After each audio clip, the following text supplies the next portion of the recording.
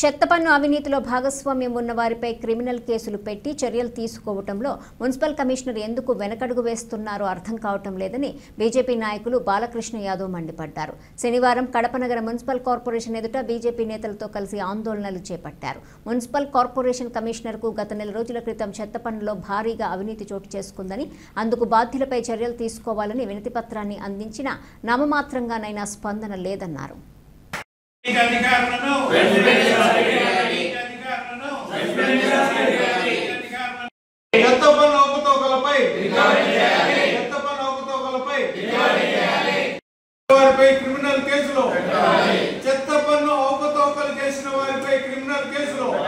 ప్రభుత్వం వచ్చిన తర్వాత ఎన్డీఏ కూటమి ఏర్పాటై ప్రభుత్వం వచ్చిన తర్వాత మరి ఇళ్ల దగ్గర చెత్త పన్ను కలెక్షన్ చేయకూడదని రాష్ట్ర ప్రభుత్వం చెప్పింది. ఇళ్ల దగ్గర కలెక్షన్ చేయడంలో ఈ 5,000 కాంప్లెక్సెస్ కమర్షియల్ కాంప్లెక్స్ దగ్గర నెలకు 2,000 నుంచి 1,000 నుంచి 2,000 నుంచి 3,000 వరకు కూడా కలెక్షన్లు చేస్తూ ఉంటాం.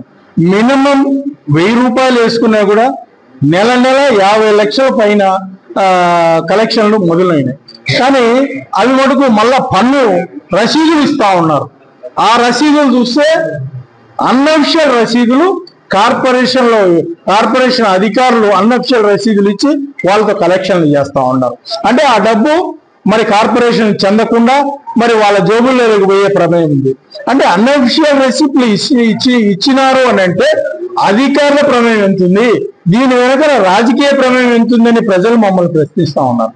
మీరు ఎన్డీఏ కుటుంబంలో ఉన్నారు, మరి ఇవన్నీ రాజకీయ ప్రమేయంతో జరుగుతా ఉన్న కలెక్షన్ ఈ ఒక్కదాని మీదనే కాదు, ఇంకా చాలా విషయాలు అవకతవకలు జరుగుతున్నాయి కార్పొరేషన్ లో.